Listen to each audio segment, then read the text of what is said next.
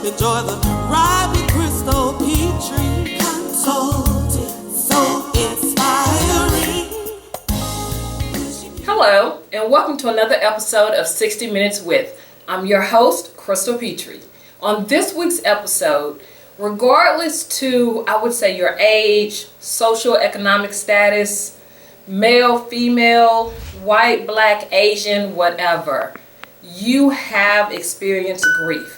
And if you haven't yet, you will. My guest today is going to talk about her grief, but she's also going to teach us how to get past and how to get through that grief. So if you have suffered grief, this is the podcast for you. And to do the educating and the teaching, we have Miss Sabria Dean. Yes, ma'am. Thank you for having me. Absolutely. Thank you so much for agreeing to do the podcast. So I'm just going to say it, what I've been thinking. You are young. You are beautiful. Thank you. I just can't see you haven't gone through anything yet because you're so young and because you're so beautiful, and the world would have you think if you have those two qualities, then your life is perfect. Right. Your life is perfect. But as you're going to explain to us, that is not the case. And also, we are going to talk about her book, Growing Pain. So make sure you stick around for this because this is awe-inspiring. So my first question for you, Miss Sabria Dean, is tell me about your upbringing. Well, I'm from a small town. Okay. Mostly everyone there is my family, so I'm very family oriented. I come from the type of family where extended family is basically my immediate family. So I have a lot of cousins that are like brothers and sisters to me. We spent a lot of time together. We were heavily involved in church. So we would do soul food Sundays at my grandparents' house, and we were all just very connected. Mm-hmm. Did you have a happy childhood? Like looking back on it now, do you feel like your childhood was a happy childhood? Most definitely. I mean, I had people that were involved in my life. I never wanted for anything, so I was happy. I asked for things, I received them. I mean, I had a roof over my head, clothes on my back. I was able to go to school and have friends and all of that kind of stuff. So I think I had a great childhood. Okay. So you listed the tangible stuff, the food, the shelter, clothing, school. What about the non-tangible stuff, like the emotion? Was there a lot of show of emotion as a child growing up for you? I mean, I think I showed emotion. I had the kind of household where my dad would come home from work, run into his arms and hug him and all that kind of stuff. But I wouldn't say we just showed a lot of emotion on a day-to-day basis. But I always felt loved. Okay. Were emotions talked about in your household? Did someone teach you how to talk about your emotions and how to express your emotions growing up? Looking back, I can't just really remember a time where anybody just explained to me about emotions or feelings or how they express that. I can't think of a time where I was taught that. And the reason I'm asking is because it's more so prevalent now where, parents or just in general, we're talking about emotions and how does this make you feel and how to express that. But a lot of times, like growing up, that's not taught. So you have to learn it on the back end. And a lot of times you learn it the hard way on the back end. So how old are you? I am 21 and 10 months. Not the 10 months. 21 and 10 months. Okay, so 10 months, let's see, we're April 12th. Okay, and well, happy birthday. Thank you. Happy birthday. What is your earliest memory of having emotions? Okay, I believe I was in pre-K. Okay. We were on my way to daycare, and I don't know what I said. I've always had a slick mouth. Mm-hmm. Mom turned around in the backseat and she popped me in my car seat, and it was picture day. Okay. So I got in front of the camera. He told me smile, and I told him I'm not gonna smile, and I didn't smile. I frowned for my picture. What? I was so angry. I already knew in my head she's gonna hate this if I don't smile. So anger. I think that anger. That's my first memory of emotion. Mm-hmm. And she hated that picture. It's cute though. I had the chubby cheeks and the frown. Yes. It's legendary in my family. You know what? I cannot believe, because so many kids have experienced that, right?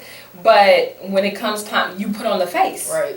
And even to this day, adults will still put on the face. Right. You know, you're upset, you're mad, but you just put on the face and go with it.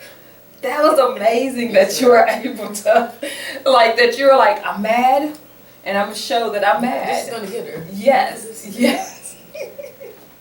Okay, so let's pivot here to something that's a little more serious, and something that one of the primary reasons that you are on the podcast is to talk about death. You have experienced a lot of death in your life, and you're only 21 and 10 months. So what age was your first experience with death? I was in the 3rd grade. Okay. So 3rd grade, is that I think I was like 8? Yes. And my grandmother had like lung respiratory problems. So she was always in and out of the hospital. And one of the times they came back from the hospital, she wasn't in the car. And my mother explained to me that she had passed away. And I had the kind of grandmother that every day I got off the bus from school, she was there. She made sure that I ate. We had TV shows that we watched together. She loved wrestling and Family Feud, Wheel of Fortune. So we spent a lot of quality time together, and she was a pivotal point of my childhood. So losing her, that was my first real experience of death, and I didn't initially know what that meant. Okay. And what was her name? Her name was Carolyn Berry. Carolyn Berry. Okay, so when your mom told you, now is this your mom's mom or your dad's mom? Okay, so when your mom told you that she had lost her mother, your grandmother, what was your first thought? I know in the 3rd grade, maybe you don't really truly understand death as you stated, but what was your first thought? Really, my first thought was confusion, because I didn't really know what death was. Like, I'm never going to see her again, talk to her again, like, we'll never hug again. So I think more than anything, I was confused about what that meant. Okay. And how old was she when she passed? Do you remember? Either 63 or 64. So your first emotion with your first experience with death was confusion. Did anyone help walk you through that, walk you through the process of death, walk you through the process of the confusion that you were feeling? Definitely my mom. I have the kind of mom that I can ask her anything, and she'll take the time out to explain it to me, and this was no different. Even at that age, I can see that, she was hurt by it, but that didn't stop her from helping me. So I leaned on her a lot. She explained to me that she had passed on, what that meant.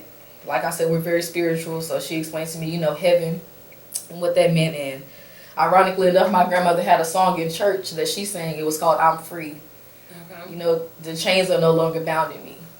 So, listening to that really gave me comfort in knowing that she was okay. Okay, good. So your next experience with death, what was that one? That was my grandfather, so my mom's dad. And how far between the two? That was pretty far. I believe I was a junior in high school when this happened, so it was a pretty large gap. But they came and got me from basketball practice. They took me to their house, my grandparents' house, and they told me that he passed away. And like I said, she was making sure that I was eating. He was the one cooking the meals. He did everything. He fixed the cars. He fixed my first car so that I could drive. He cooked the meals. He had a great personality. He loved to laugh. So his death did affect me individually, but as a whole, it's like now I've lost both my grandparents that I was raised in this house with. So it was an even larger void putting both of those deaths together. And what was his name? Gerald Berry. Gerald Berry. So what was your first thought? So I'll ask you the same questions with the death of your grandfather. What was your first thought when they told you he passed? And was it your mom that told you? Okay.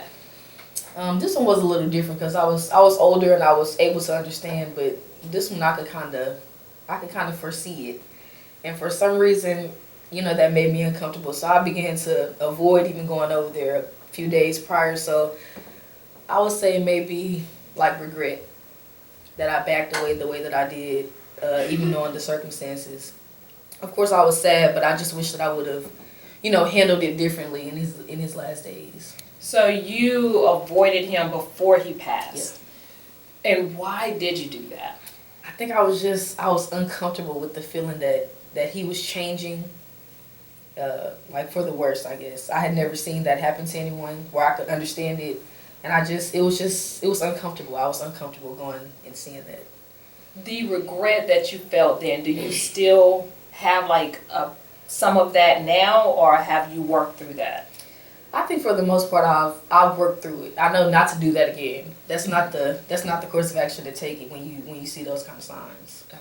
So in that situation, I feel like, and of course correct me if I'm wrong, I feel like it was easier for you to not see him than to deal with what was going on, which is something a lot of people do. Like they will remove themselves from it so they don't have to deal with it. What advice can you give someone that's probably going through that right now? I definitely would say to at least talk to someone about it. Even if I wasn't going over there, I probably could have, had conversations with my mom about it. She probably could have helped me work through it, but don't just hold it in and avoid the situation altogether. Avoidance is usually not the answer. Okay. And after he passed, what emotion were you feeling? I was sad, but I know that my grandfather is the type that wouldn't have wanted that. Like even in his last words to us at the funeral, live your life to the fullest, because I did. And of course that caused everyone to laugh, because you just have to know his personality, because I could just hear him saying that. So yeah, it was sadness, but it was joy in that. How old was he when he passed? That's a great question. I believe he was at least 70. Okay. Okay. Now, the sadness that the confusion that you felt when your grandmother passed, the sadness that you felt when your grandfather passed, how long did you stay in those emotions? Well, the initial feeling, I think that might be the lowest point. But I didn't stay there long, because by the time, in the second passing, my grandfather's passing, I had a better understanding of what death was, and it gave me comfort in just knowing and understanding what happens after death. Okay. And can you explain to us what you feel like and what you were raised with, what happens after death? You live your life for God. God takes you in and comforts you when you pass away. Okay. And that was comforting knowing that, because I feel like a lot of people who are Christians understand that, you pass away, if you've done what you're supposed to do here on earth, you pass away, you go to heaven. And maybe that still doesn't bring them comfort. How was that able to bring you comfort? Well, I looked at the end of their lives, and I see the pain and the struggles that they were in, and knowing that they were alleviated from that. That brought me the most comfort, knowing that they were safe, they were where they wanted to be, where they needed to be, with God. And so let's talk about your next experience with death. So at this point, we're at number 3. And tell me about that one. Okay. COVID was something else. And even though I didn't personally lose anyone to COVID, I was a senior in high school. So COVID brought the death of my senior year. I was on all the sports teams. I was the class president. I was having a great semester. But that ended all of that. I bought my prom dress. $400 later, my mom still won't let me forget it. I got it tailored to my size. Never got to wear it. Had a promposal after one of my games. Never got to go. I did have a graduation. I'm from a small town, so it wasn't too many people. But COVID had a large impact on my life, and I would say it killed a lot of things for me. So, just specifically, how did it, let's just talk about prom, then we'll talk about how it killed sports. So with prom, what the death of your prom, how did you handle that? I mean, that's something you think about as soon as you get in high school. We're gonna be seniors, we're gonna go to the prom, we're gonna have a party. So it's just like, we're not getting any of that. We can't even go outside. Right. It was just like, I was at a loss for words whenever COVID struck, and they shut the entire world down during what was supposed to be the peak of our high school experience. And I'm so glad that you're talking about that, because we hear all these stories about COVID and people are still dealing with COVID, but we don't hear it from like the people that were in school, how that affected them. How did it affect sports? So by sports, okay, so what all sports are you in? I know you were doing basketball. Basketball, volleyball. I was on the track team. Unfortunately, I hated track. How are you on the team? At my school, everybody does everything. Okay. So I was just doing it because athletes do everything. But we had just lost out of the basketball playoffs, but I could see that other people that were still involved in the sport, they were just like, this was my year to win state. This is my last opportunity. I'm a senior. Like, I'll never get this chance again. So I could feel that because I'm losing other things, even though it wasn't specifically that. I could see the hurt that it was bringing to everyone. So it was like, hurt for them is a hurt for me. I'm experiencing it too. Mm-hmm. And what about your classes? Were y'all still going to classes, or were you on the computer doing classes? We had online classes, live classes. And how did that affect your social life? It was hard. We're talking to our friends through FaceTime. We're on all the social medias, just trying to get a glimpse of what we had if we were in school. So it was way different. Nothing was the same, honestly. So your third death that you experienced was basically death of your high school senior year with prom, athletics, social life. Emotionally, what were you thinking? What were you feeling during that time? Emotionally, I was at a loss because my high school career ended early. I'm waiting to go to college. I've never been there before, and no one has been under these circumstances. So more than anything, I was just unsure of what the future was going to look like. And how did you work your way through that, or did you work your way through that, those emotions and the loss? I believe my writing, this is when my writing really came into play. One of my first journals, I think that I leaned on that the most. For people who are dealing with death, or who have dealt with death, because grief, as you know, it comes in stages, and some people can work their way through it, and some people it takes them longer to get through it, if they ever get through it. What advice would you give someone trying to figure out how to work themselves through death and through grief? A lot of times people can't even comprehend day by day. So I like to say, you got to work through it hour by hour. What advice would you give someone trying to figure out how to work through death and how to work through grief? Yeah, grief is a complicated one. It's sneaky, it's random. But like I said before, don't avoid it. I think that's the worst course of action you can take when trying to deal with grief. But in my case, prayer, definitely. I feel like if you start out, you ask God for strength, the understanding, on how to build off what you're feeling. I think that really opened up my eyes and my heart to, why I'm going through what I'm going through, or how I can grow from it. And talk to others about it. When we lose someone, you're probably not the only one feeling those things. So I leaned on my family a lot too, telling them how I feel and understanding them. And we took actions together. Don't do it alone. So 2 follow-up questions to that. First one, I've never heard anyone describe grief as sneaky. So explain that to me. Why do you feel like grief is sneaky? It literally can come at any time. Holidays, birthdays, anniversaries, or maybe like I'll hear a song that me and my uncle used to sing together, and I'll be like wow, that was our song. So it could be at any time, any place. It's random. It can get you, and I can't say that grief doesn't. It may always hurt the same every time it comes back. It might be overwhelming one time, and Okay, the next. Okay, so you said you leaned on your family a lot. What actions did y'all take to help, I guess, as a family, as a collective, get through grief? We always made sure that we checked on one another.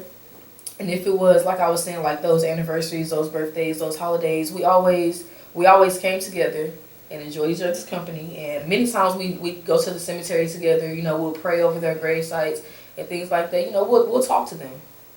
So I think that getting those words out and that release, I think that really helps. Okay. So we have 3 deaths that we've discussed so far. Your grandmother, your grandfather, and the death of your senior year in high school. Tell me about the 4th death that you've experienced. Yes, this was also on my mother's side of the family. It was I was actually here in college already. I believe I was a freshman. And she called me out of one of my classes and she told me that my uncle had passed away. And this is her younger brother by 15 years. So He was the young, cool, hip uncle. He always had the new Jordans, the sweatsuit to match.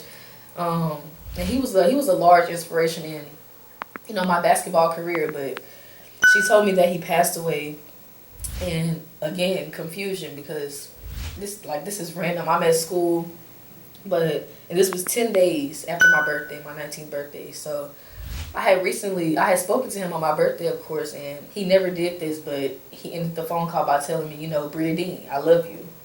And I was like, okay. Okay, but yeah. Looking back, I'm glad that he did that, because that right there gave me comfort in knowing how he felt about me and his belief in me as well. Mm-hmm. He was one of my number one supporters and motivators throughout anything I ever did. So I could say that it hurt the most, but I was also reassured by that last phone call that we had.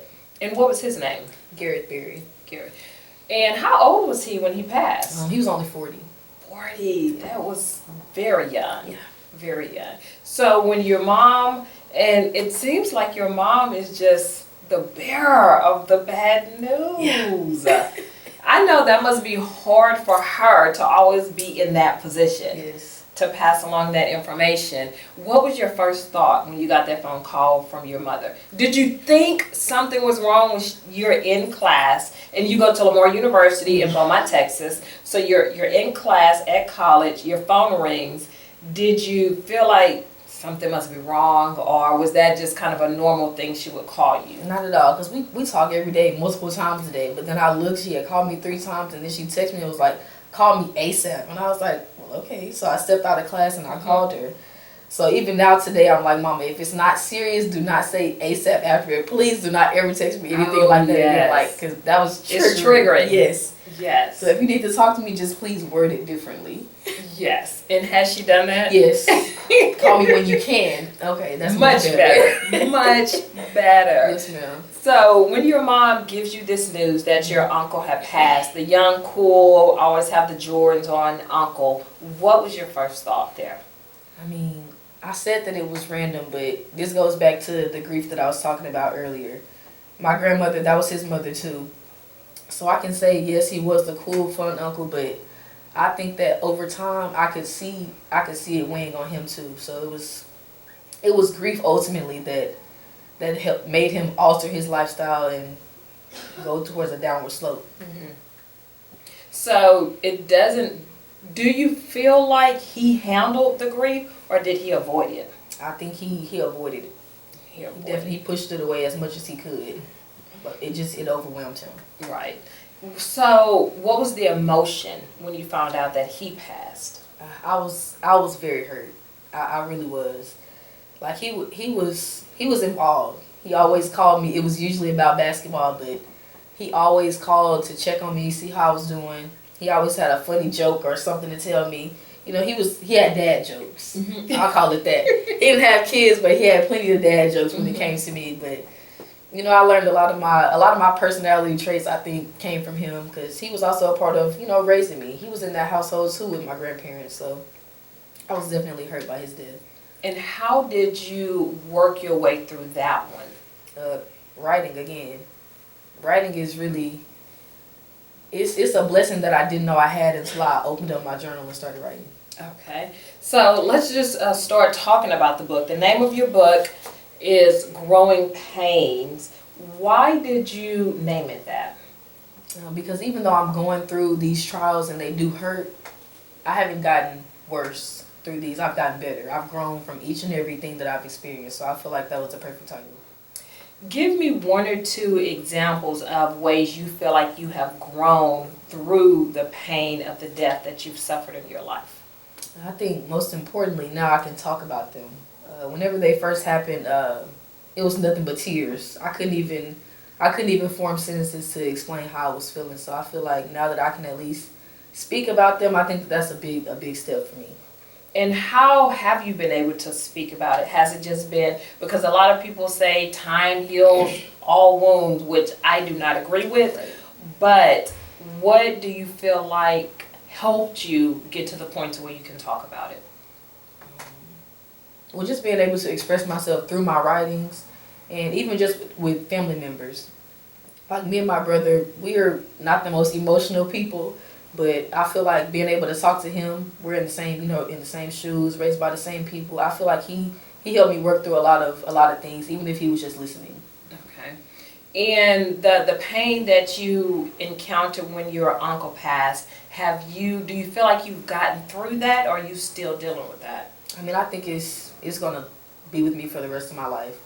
He was with me for almost 20 years, so I don't think that's something that I'll ever just, be over. Mm-hmm. But I'll always be working through it and remembering those memories that we had. Is that something that you can say for death and grief, period? That do you feel like you ever get through grief, you ever get through death, or do you just learn to live with it? I think it's something you learn to live with, because you'll get to certain seasons. I think the holidays are the most trying, but I don't think that I'll ever just be over it, because I remember all the happy memories I had on Christmas and Thanksgiving with them. So I think it's something that I'll always carry with me. So writing your book, Growing Pains, what did it do for you spiritually and emotionally? Emotionally, it just helped me get out of my head and get things that were weighing on me off of my heart. And then spiritually, in a lot of my poems, I start out, kind of dark with what I'm dealing with, mm-hmm. and the hurt and the sadness. But in some of them, I turn it around at the end by talking about the light at the end of the tunnel, which is God for me, and how he was going to help me, overcome what I'm going through. Okay. And was writing for you therapy? Definitely. And how so? I mean, like I said, I didn't know that this is what was going to help me, and so I just started doing it. So being able to express myself without needing anyone else to be there, just doing it for me, it was a great tool for me to use. And how did you come about that, just writing? Mm-hmm. Did someone say, hey, journal, or were you sleeping and was like, I just need to write this down? How did you come to writing down and writing through your emotions? My freshman year of high school, we had a project, and it was a poetry project. So it was a whole list of random things we had to write poems about. And I was like, I did the whole portfolio, and I was just thinking, I kind of like this. Mm-hmm. So I bought my own journal, and I just started writing down prayers for when I went to sleep at night, and poems, and that's kind of how I got started. So what we're going to do now, this is my book that I ordered, and you can get this off of Amazon. I'll put the link in the description box below. Please, please purchase this. As I stated before, regardless to your age, social, economic, whatever, you are going to experience death. You're going to experience grief. Even if you haven't, if you live long enough, you will. And this book, I guarantee, will help you get through that grief, will help you get through death. So I am going to read some of the poems, and I was telling you, Sabria, that I have written throughout this book and doggy-eared it. I know the book experts would say never doggy-ear a book, but I did doggy-ear this book. So I'm going to read some of the poems, and then I will ask my questions and make my statements. So the first one we have is titled Free, and it says, or rather you say, I have deep thoughts and feelings that I usually don't share. Most wouldn't understand, others just don't care. But writing brings out the most vulnerable parts of me. It's a place with no judgment, a place where I can be free. Here I express my joy and happiness, as well as pain and sorrow. And other times it's stress about the struggles of tomorrow. Most importantly, this is where my faith grows. The progress I've made, only God knows. This is the only place where all my worries cease. In these pages I find the true meaning of the word peace. And that is called free. So I have two questions on this one. But writing brings out the most vulnerable parts of me. What vulnerable parts does writing bring out in you? I mean, just any emotions at all. Anyone who knows me knows that I'm kind of nonchalant. So I don't ever just express myself. Okay. So I feel like in my book I have a lot of emotions that people don't know about. Okay. So the last one, in these pages, I found the true meaning of the word peace. What does peace mean to you? As an overthinker, it allows me to just eliminate anything that is stressing me out or anything that I'm thinking about. That's the only time that I can really just get my mind to stop. When you're writing? Yes. It seems like, and I'm not a writer, but it seems like when you're writing, your mind is constantly going because you are writing. It's just coming to me, honestly. That's like the only thing that is flowing in and out of my mind. Everything else is gone. So that's the most peaceful moments for me. Okay. So the second poem, and I'll have you, because I feel like the audience needs to hear your emotion as you're reading your words. So I'll have you read one or two of them, but I wanted to read them as well. I'm just going to be honest. Okay, so the next one that I'm going to read is 365. And it says, haven't heard your voice in one whole year. My heart still aches because you're no longer here. You were more than an uncle. You were like my best friend. It's hard to accept your life coming to an end. You had a unique way of showing me you cared, and I am eternally grateful for the time and love we shared. I still think about your memories from the past, wishing I could go back and make those times last. Although it's hard, I am glad you finished your race. It's comforting to know you're at peace in a better place. And that is called 365. So my question for you on this one is, what was, when that 1 year hit, that 365th day, when that hit, what was your world like? What were you feeling emotionally? What were your thoughts on that day? I couldn't believe that it had been that long. I was sitting in class. I think I was in geology, and I wrote this because I had to get it out of my head. It's all I could think about that day. You know, you get on your social medias, you see the memories, and I felt like I needed to get that out because it was an unbelievable feeling that it had been that long, but I was proud that I had made it this far. Did it feel like it went fast, the 365 days, or did it feel like it went slow? It actually seemed like it went by pretty quickly, honestly. Was that a good thing, you think, or a bad thing? I'm indifferent about it. I don't know. Okay. Because I feel like a lot of times with death, people feel like the world around them keeps going, but for them themselves, like it stops or it slows. So that's why I was wondering if it went slow for you or fast for you, those 365 days. Okay, and so this one was about your uncle that you actually recently just lost. The next one is missing you. Since you have been gone, I can't find a good headspace. I keep reminding myself that you're in a better place. And even though that may be true, my heart still aches when I think of memories shared with you. Another piece of my heart has been chipped away. I am missing you each and every day. And you signed this one to my guardian angels. And that one is titled Missing You. So does it help, and we talked about this a little bit, does it help that your family members are in heaven? Or would you selfishly, and nothing is wrong with that, but selfishly desire for them to still be here? I think there's always times in my life, like when I'm accomplishing something or achieving something, I wish I wish they were here, but they had no more work to do here, which is why they're not. So I think it is comforting knowing that they're in heaven.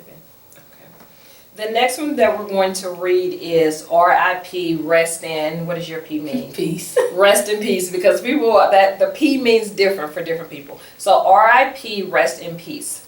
Looking within, I feel so much hurt. Never imagine your face being the one on my shirt. I think back on all the talks we had, and memories of you still make me sad.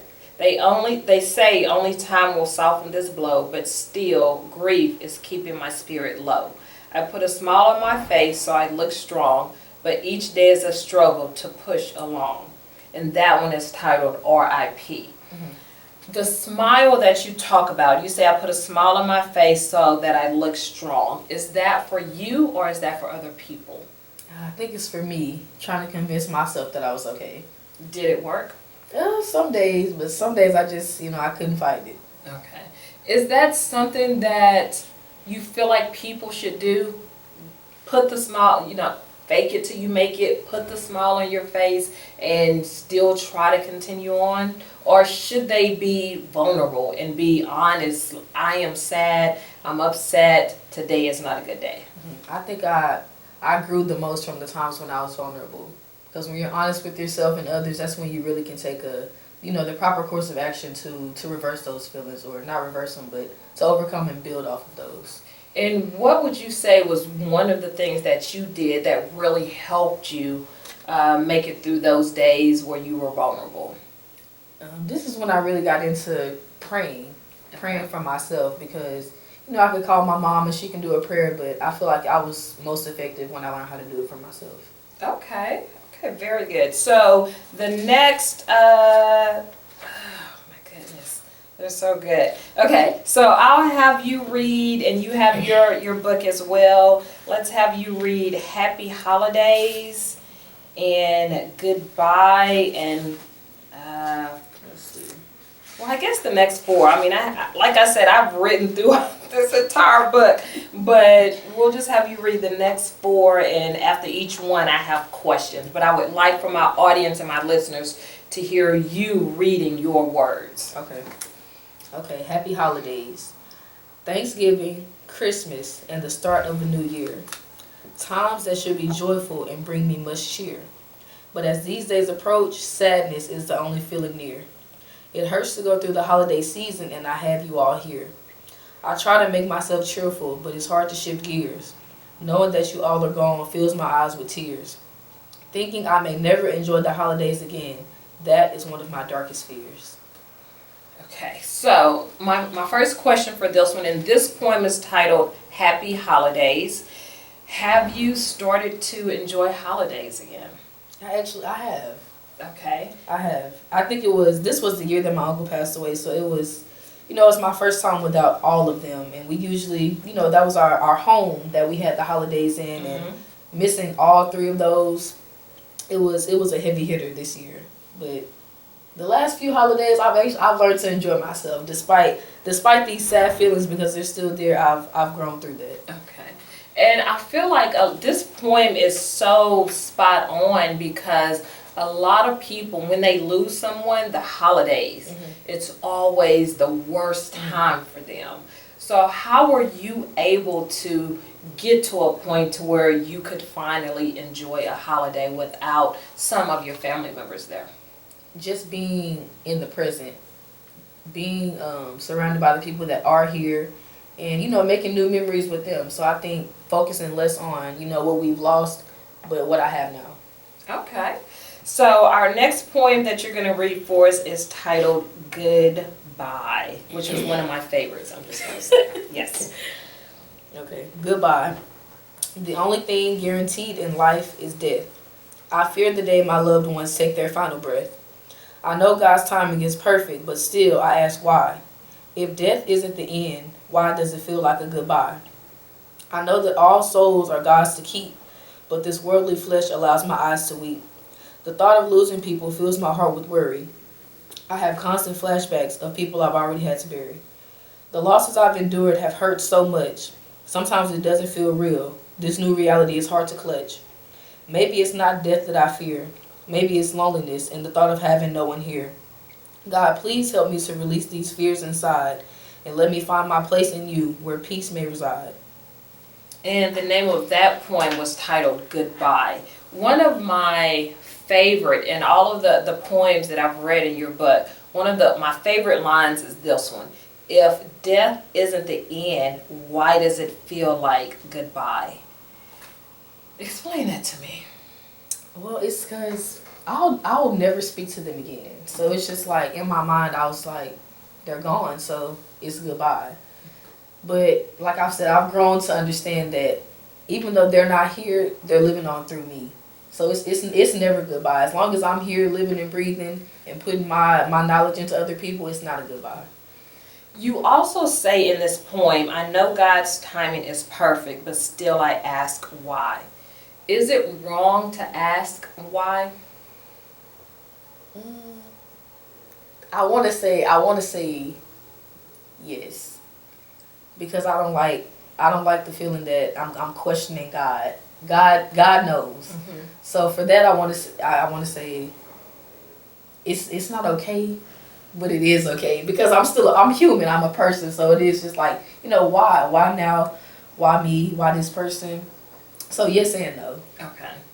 So I'm in total agreement with you. I feel like it's okay, the human side, because we are human, to ask why. And sometimes people feel like I shouldn't question, I should just accept. And part of that is true. But it's okay to ask why. And it's okay not to. So really, and you can talk to me about this. How you handle death, is that a personalized experience? I think so. I mean, I don't really have anyone else to compare it to. You know what I mean? But I think it was personalized. It was a personal journey, if nothing else. Right. Okay, so our next one is 40 ounce. Okay, 40 ounce. He was there sometimes he wasn't. He shows up sometimes he doesn't. He was my first love and first heartbreak. He sometimes made me smile and other times brought heartache. Sometimes he made me laugh when I was feeling down. Other times his neglect was the reason for my frown. In this man, I saw the role model. Instead, I found someone addicted to a bottle. That left me to question, who does he love more? His family or the 40 ounce from the corner store? Instead of protecting my heart from being bruised, he sat around all day and night getting boozed. I wish I had the willpower to leave him alone, but I still get excited when his name comes across my phone. There was a time when I thought I could cut him off, draw the line, but every time I look in the mirror, I see his face, not mine. And that one was titled 40 ounce. And 40 ounce, I'm assuming that's like the 40 ounce liquor bottle, correct? So one of the lines you have, his family or the 40 ounce, well, let me start. It says, that left me to question, who does he love more? His family or the 40 ounce from the corner store? Did you ever get an answer to that question? Yes, maybe just not the one that I wanted. Okay. And what was the answer? I think the 40 ounce it triumphed his family a lot. Okay. And was this something, I know that you said your family was very close. Did you or family ever come together and try and have an intervention with him or talk to him, and I'm assuming it's a him, about the 40 ounce? I don't think we did. Okay. I don't think we did. Now, is this the uncle you said you felt like he avoided the pain of losing his mother? Is this that point, or is this someone else? This is actually someone else. I'll say it. This is about my dad. Okay. My dad, he's still alive. He's well. But this was just, it was one of those things that brought me the hurt that I talked about. Alcoholism.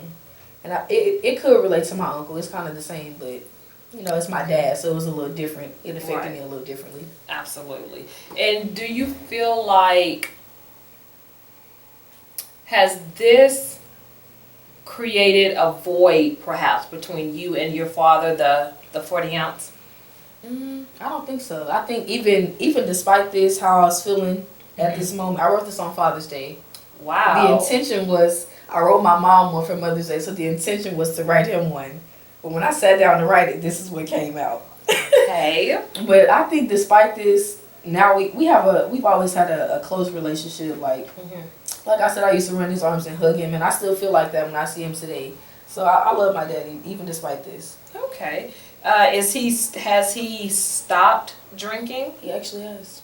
Well, congratulations, Daddy. Congratulations. Has he read this poem? I do not think he has. Okay. Well, if he sees this podcast, he will at least hear the poem. Yes, ma'am. He will at least hear it. Okay, so the last one I'm going to have you read is quarantine, because as you so eloquently put it, that quarantine caused the death of your senior year in high school. So let's read this one.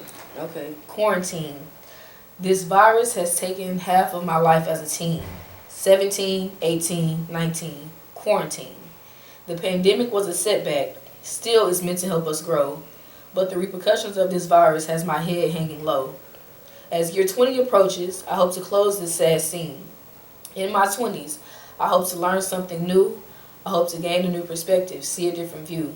I will refocus on God up above. I will continue treating all people with love. I will still give others my heart of gold. I will not let societal circumstances turn me cold. So one of your lines you say, and the name of that poem is Quarantine.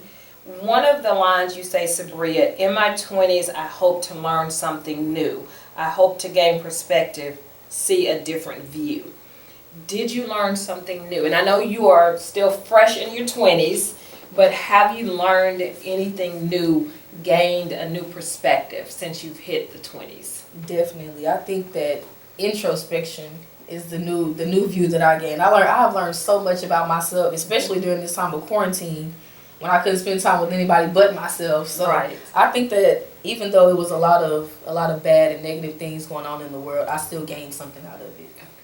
And give me one or two things that you feel like you learned from yourself, introspectively speaking. I learned that speaking about my own experiences is not only helpful for me, but it helps other people. So I think that was the biggest thing that I learned during this time. Okay.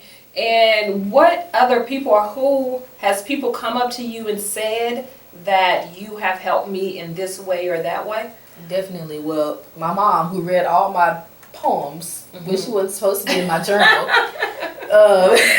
she's one. And then even people here, like our sponsors, they bought everyone on the team a book, and they were telling me how much they enjoyed it. So I mean, that's not something that I would have thought would have happened when I first started writing. So okay, excellent. And so just let it be known that according to Coach Omar Sneed, which he was a guest on my podcast, and if you haven't watched his interview, please go and watch his interview. It was amazing. But according to Coach Omar Sneed, who is your assistant basketball coach here at Lamar University, you are a superstar on the basketball team.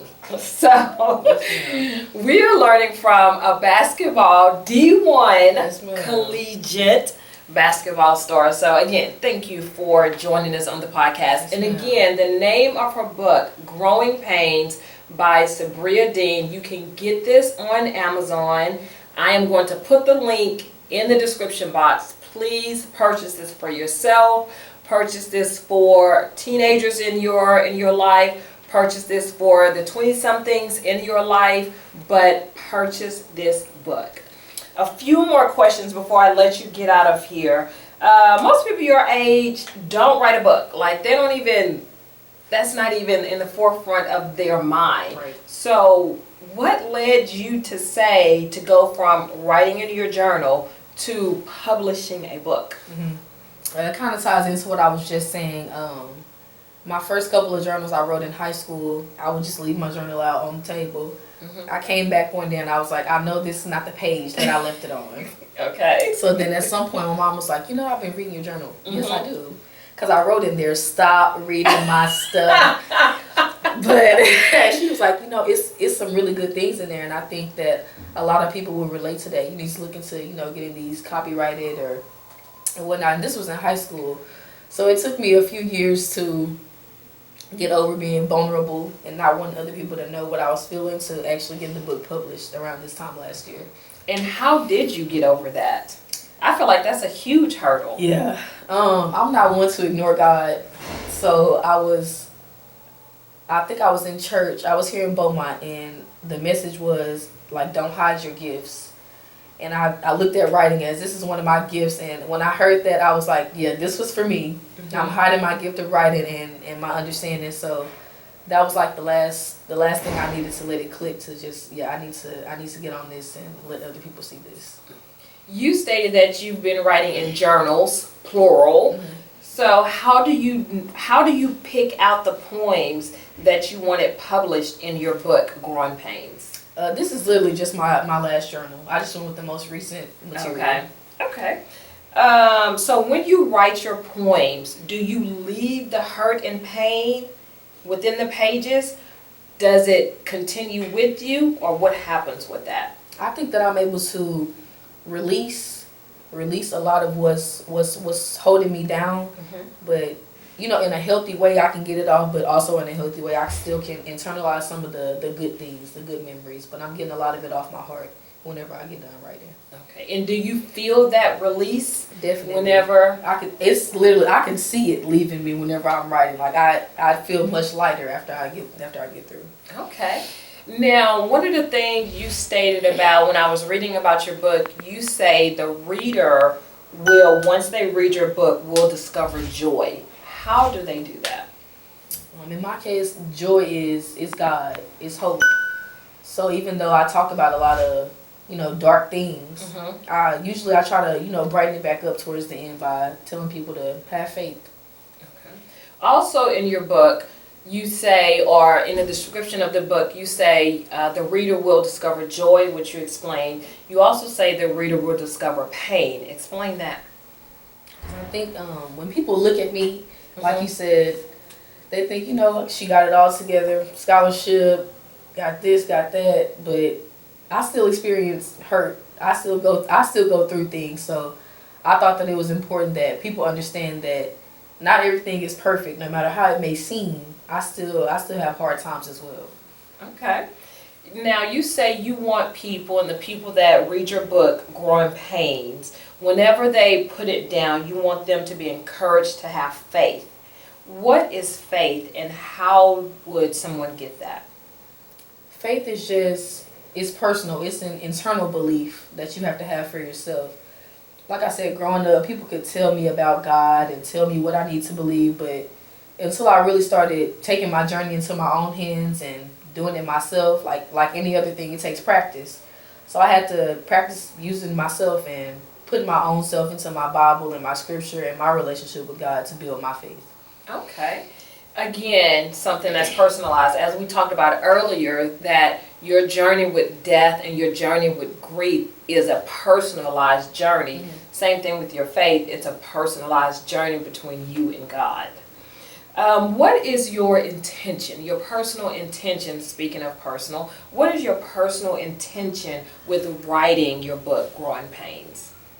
Like I said, at first it was for me.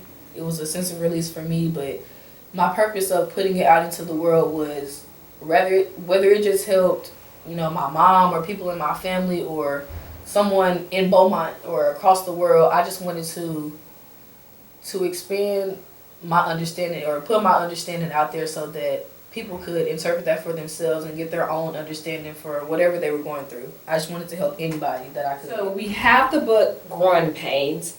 Are we to expect another book from you anytime soon?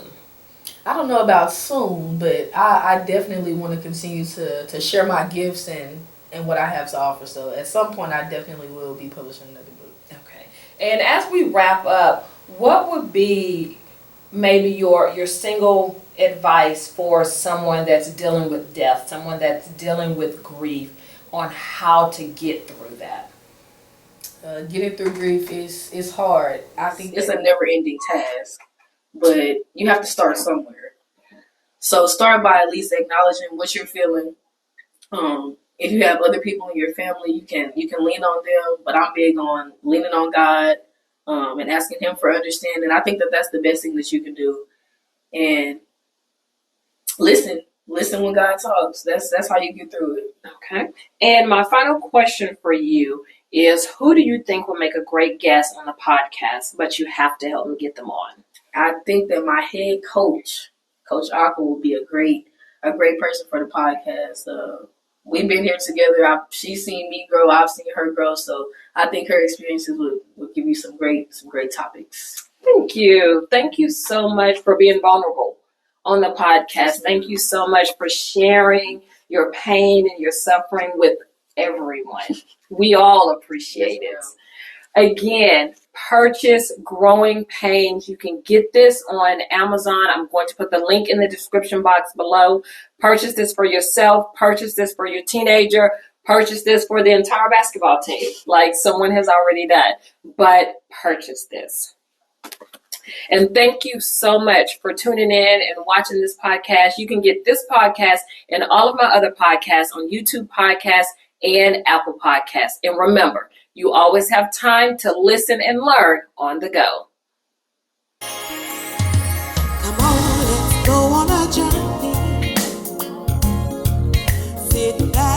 buckle up, enjoy the ride with Crystal Petry. Console.